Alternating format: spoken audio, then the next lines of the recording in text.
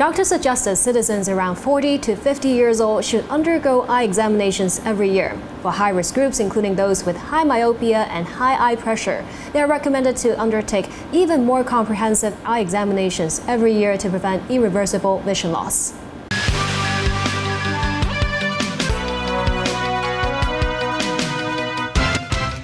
Good evening, and thank you for joining us.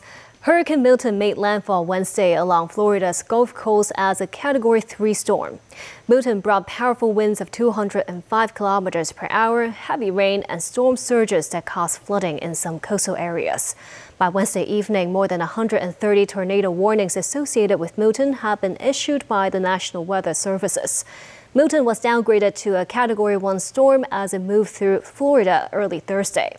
Deaths have been reported, but authorities have not said how many have died due to the severe weather. Tracy Furness has more.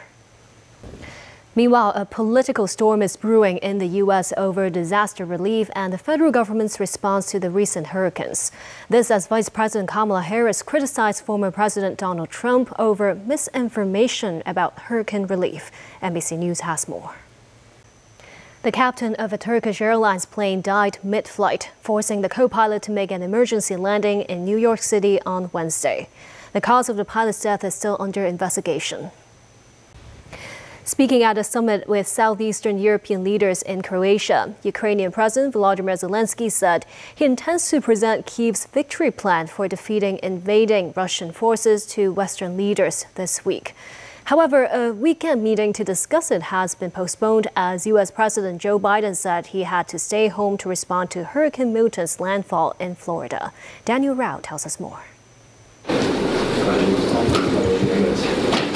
Speaking at a summit in Back locally, a medical incident at Pamela Youde Nethersole Eastern Hospital. A nasogastric tube was wrongly inserted into a bronchus of a 76-year-old patient after a medical intern misjudged the tube's position. The patient is now in a stable condition. Mimo Sangai reports. The male patient was supposed to have a colonoscopy at the Eastern Hospital on Wednesday. The police said they have welcomed the sentencing of former children's residential home employees who were largely convicted of child abuse. The police urged the public to contact them if they suspect any incidents of child abuse. Mimo Sangai reports. And still ahead. Welcome back. Premier Li Qiang and leaders of the Association of Southeast Nations confirmed their commitment to upgrading their free trade pact. Li said China is eager to spur more substantive cooperation with ASEAN in various fields. Danny Zhou has the story.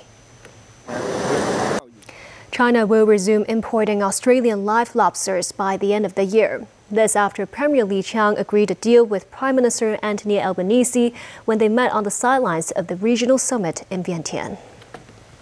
The lobster ban is the last in a series of trade barriers between the two countries.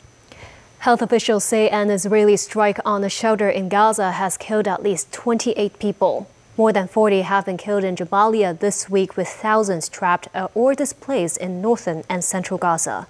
There is no let-up in Israel's war with Hamas as it also carries out military operations in Lebanon and the West Bank.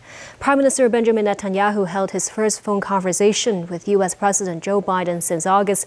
As his defense minister says, retaliation for Iran's missile attacks will be lethal. David Garrett reports. Today is World Sight Day. The Department of Ophthalmology of the University of Hong Kong and Orbis have launched the second phase of their free eye screening services for public housing residents. The first phase of their free eye examination services began in June last year and ended in September this year.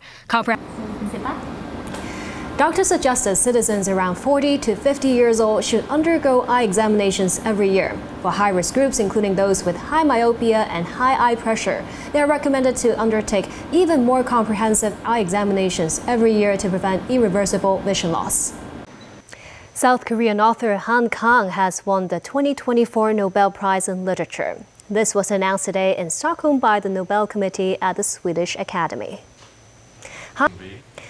To sports, Jannik Sinner dominated Daniil Medvedev to reach the ATP semi-final in Shanghai. Rafael Nadal confirms he will retire following next month's Davis Cup finals. The 38-year-old who won 22 Grand Slams. John Stones will captain England in the absence of the injured Harry Kane. The Three Lions play Greece in a UEFA Nations League game. And that's the news. Thank you for watching.